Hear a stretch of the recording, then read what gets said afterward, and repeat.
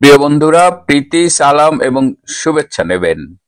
London সফর নিয়ে একের পর এক মজাদার ঘটনা ঘটেই চলছে।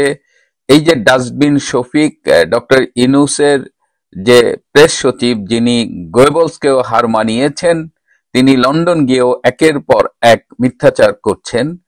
যখন আমরা সবাই জানছি যে ব্রিটিশ প্রধানমন্ত্রী লন্ডনে, তখন তিনি এক ব্রিটিশ এমপির বরাত দিয়ে তাকে কানাডায় পাঠিয়ে দিয়েছেন। ব্রিটিশ কোন এমপি জানেন না যে তার প্রধানমন্ত্রী দেশে আছেন না কানাডায় আছেন? সেটা যদি আমরা জানতে পারতাম, তাহলে বোধহয় শুধু জাতি নয়, পৃথিবী অনেক উপকৃত হতো এবং সেই লোকের এমপিশিপ নিয়ে আসলে টানাটানি শুরু হওয়া উচিত যে তার দলনেতা কোথায় আছে জানেন না। তিনি আদৌ বলেছিলেন না এই ডাস্টবিন শফিক মিথ্যে কথা বলেছেন, সেটা বোধহয় আমাদের আর বুঝতে বাকি নেই।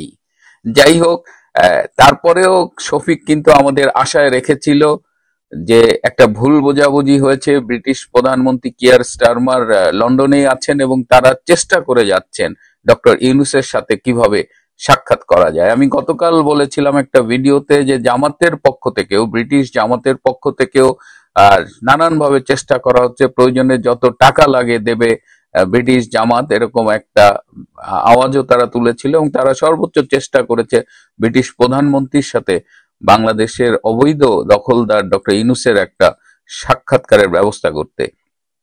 অবশেষে আমরা জানতে পারলাম যে ব্রিটিশ প্রধানমন্ত্রীর অফিস থেকে আনুষ্ঠানিকভাবে ডক্টর ইউনূসের এই অনুরোধটিকে প্রত্যাখ্যান করা হয়েছে। তার অফিস থেকে জানিয়ে দেওয়া হয়েছে যে ব্রিটিশ প্রধানমন্ত্রী কিয়ার স্টারমার ডক্টর ইউনূসের সাথে দেখা করবেন না। এটি একটি ভয়াবহ লজ্জার ব্যাপার আর কি। অবশ্য যদি ডক্টর ইউনূসের শিবিরের কারো লজ্জা থাকে তাহলে নয় আমরা বলতে পারতাম। এখন আমরা নতুন করে শুনছি যে এই ব্রিটিশ সফরে তিনি গিয়েছেন আসলে বাংলাদেশ থেকে শেখ হাসিনার আমলে যে কল্পিত অবাস্তব অভিযোগ আমরা শুনছি টাকা পাচারের, সেই টাকা উদ্ধারের জন্য নাকি তিনি গিয়েছেন এবং তিনি ব্রিটেনের কাছে আশা করেন যে ব্রিটেন তাকে সেই টাকা উদ্ধারে সহায়তা করবে। এই যে 16 বছরের টাকা পাচারের কাল্পনিক কাহিনী শুনে আসছি এবং এই যে ব্যাংক লুটের কাহিনী, যারা টাকা পাচার করেছে তাদের একটা বড় অংশ যদি সত্যি হয়ে থাকে তারা ব্যবসায়ী। সেই ব্যবসায়ীরা তো এখন ডক্টর ইউনূসের আশেপাশেই ঘোরাঘুরি করে। এই যে 10 মাস ক্ষমতা নিয়েছেন, এই 10 মাসের শেয়ার বাজার থেকে 90,000 কোটি টাকা উধাও হয়ে গেল। সেই 90,000 কোটি টাকা কোথায়? এই যে ছাত্র সমন্বয়করা, এই যে তার উপদেষ্টাদের এপিএসরা যে হাজার হাজার কোটি টাকা সব মিলিয়ে লুটপাট করেছে, সেই টাকাটা কোথায়? ডক্টর ইউনূস, আপনি নিজে চালন হয়ে সুইয়ের পিছনে ফুটোকে জিজ্ঞেস করছেন যে সুই তোর নিতম্বে বড় ফুটো। তো এই চালন দুর্নীতিবাজ ডক্টর ইউনূস এখন জাতিকে সবক দিচ্ছে যে দুর্নীতির টাকা উদ্ধার করতে তিনি সদল বলে লন্ডনে গিয়েছেন। আমরা প্রথমে শুনলাম যে কিংস চার্লস তাকে একটা পুরস্কার দেবে, আজকে সেই পুরস্কারটি দেওয়ার কথা 12ই জুন। তারপর শুনলাম যে ব্রিটিশ প্রধানমন্ত্রী কিয়ার স্টারমারের সাথে তার বৈঠক হবে, সেটি যে মিথ্যাচার ছিল এবং কখনোই এই বৈঠকটি ফাইনালাইজড হয়নি। তার আগেই তারা ঢাকঢোল পিটিয়েছে ঢাকায় যে সংস্কারের বিষয় নিয়ে আলোচনা হবে। সুতরাং এবার ব্রিটেনে বরং ডক্টর ইউনূসের বিরুদ্ধে যে প্রতিবাদগুলো হয়েছে, সেই প্রতিবাদগুলো আমাদের নজর কেড়েছে। আমি কয়েকটা ছোট্ট ছোট্ট ক্লিপ আপনাদের দেখাবো যে কি চমৎকার ভাবে প্রতিবাদ করেছে এবং যেখানেই লন্ডনে নিউজ গিয়েছে সেখানেই প্রতিবাদ।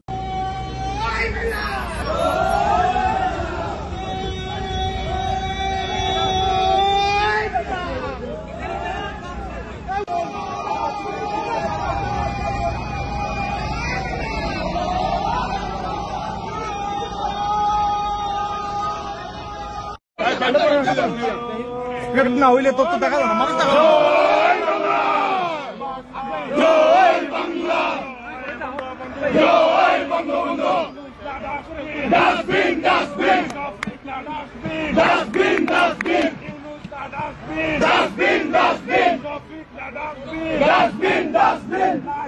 আরেকটি মজার ব্যাপার যে আমরা তো দেখেছি যে সবখানেই হাজার হাজার ব্রিটিশ বাংলাদেশিরা ডক্টর ইউনূস এবং তার সহযাত্রী যারা ছিল সবার বিরুদ্ধে প্রতিবাদ করেছে। কিন্তু এই ডাস্টবিন শফিক একটা ফেসবুক স্ট্যাটাস দিয়েছে যে সারা ইউরোপ কুড়িয়ে নাকি 20 জন লোকও তারা জোগাড় করতে পারেনি, প্রতিবাদ করেছে। তো এবার আমি একটা মজার ভিডিও দেখাই যে প্রতিবাদের মুখে এই ডাস্টবিন শফিক কিভাবে চোরের মতো দ্রুত সরে পড়ছেন।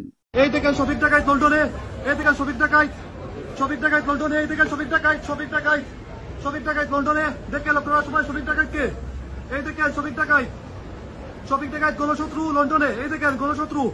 প্রিয় বন্ধুরা, গ্রেট ব্রিটেন তো একটা স্বাধীন রাষ্ট্র, একটা উন্নত রাষ্ট্র। তাদের নিজস্ব দুর্নীতি দমন এবং অবৈধ অর্থ ডিটেক্ট করার মতো ব্যবস্থা আছে।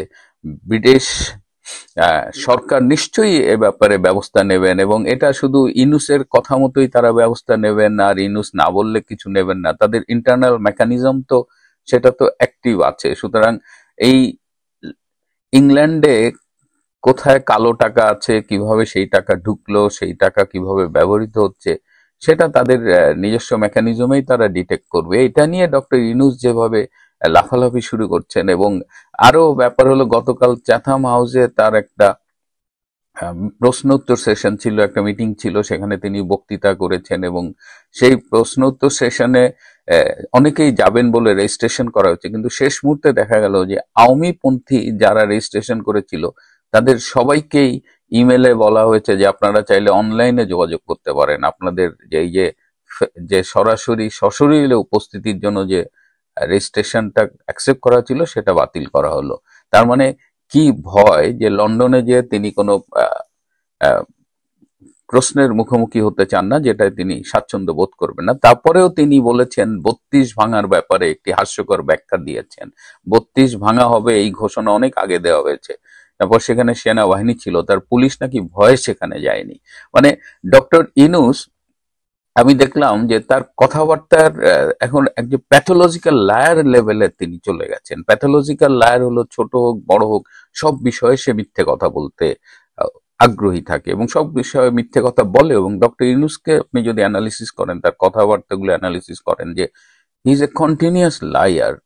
সে ছোট হোক বড় হোক সে কন্টিনিউয়াসলি মিথ্যে কথা বলে যাচ্ছে, নিজেকে একটা প্যাথোলজিক্যাল লায়ার লেভেলে উন্নীত করেছে। তার মতো একজন খ্যাতি সম্পন্ন লোক, যাকে পৃথিবীর প্রায় সবাই বা অনেকেই চেনেন, বিশ্ব শান্তিতে তিনি নোবেল পেয়েছেন, বিভিন্ন বিশ্ববিদ্যালয়ে বক্তৃতা দেন, তো তার মতো একটা লোকের তো এত নিচু লেভেলের নামার কথা না। তিনি কেন লন্ডন গেছেন?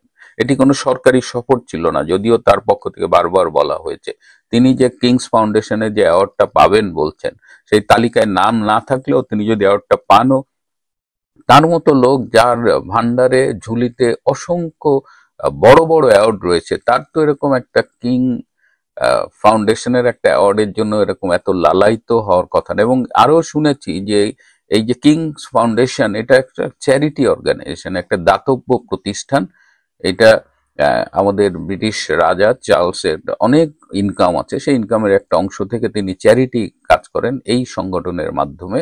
এবং এই সংগঠনের যে প্রতি বছরের অনুষ্ঠান, এটিতে মূলত রাষ্ট্রের প্রধান ব্যক্তিকে আমন্ত্রণ জানানো হয়, এবং শোনা যায় যে এবার আমন্ত্রিত ছিলেন বেসিক্যালি বাংলাদেশের রাষ্ট্রপতি শাহাবুদ্দিন আহমেদ চুপ্পু। রাষ্ট্রপতির সেই ইনভাইটেশনটা হাইজ্যাক করে ইউনূস নিজে এসেছেন, এবং তার সফরের অবজেক্টিভস নিয়ে আমরা একবার এক এক কথা শুনছি। এই যে একবার পুরস্কার নিতে আসছেন, একবার ব্রিটিশ প্রধানমন্ত্রীর সাথে দেখা করতে আসছেন, এখন বলছেন যে পাচার হয়ে যাওয়ার টাকা উদ্ধার করতে আসছেন। মানে পাচার হয়ে যাওয়ার টাকা উদ্ধার করতে উনি এখন দেশে দেশে সদল বলে ঘুরে বেড়াবেন আর কি। এটা হলো টাকা উদ্ধারের নমুনা আর কি। মানে আমরা তো আসলে আর কেউ কিছু জানি না, সব তো ডক্টর ইউনূস জানে। তো এখন এই মিটিং এর সবাই যেটা বলছে যে এটা মূল উদ্দেশ্য হলো, এখন গিয়ে দাঁড়িয়েছে তারেক রহমানের সাথে তার মিটিং, যেটা আগামীকাল 13ই জুন এই মিটিংটা হবে। এই মিটিংটা নিয়ে আজকের রাতে আমি আপনাদের সাথে কথা বলবো, এবং তারেক রহমানকে নিয়ে ডক্টর ইউনূসের আগের একটি মন্তব্য, সেই বিষয়ে কথা বলবো আমি। আপনারা আশা করি সেই পর্বটি শুনবেন।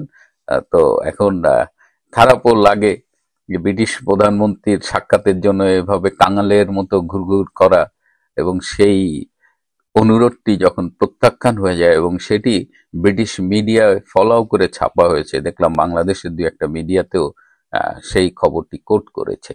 এটি লজ্জার, এটি বেদনার, কিন্তু নির্লজ্জ দখলদার সরকারের কাছে তো এসব কিছুই যায় আসে না। এই দখলদার স্বৈর শাসক নব্য ফ্যাসিস্ট ডক্টর ইউনূস এবং তার গঙের হাত থেকে বাংলাদেশ খুব দ্রুত মুক্তি পাবে। প্রিয় বন্ধুরা, আজ এ পর্যন্তই। ভালো থাকবেন, সুস্থ থাকবেন, তার চেয়ে জরুরি হলো নিরাপদে থাকবেন। সবাইকে অনেক ধন্যবাদ।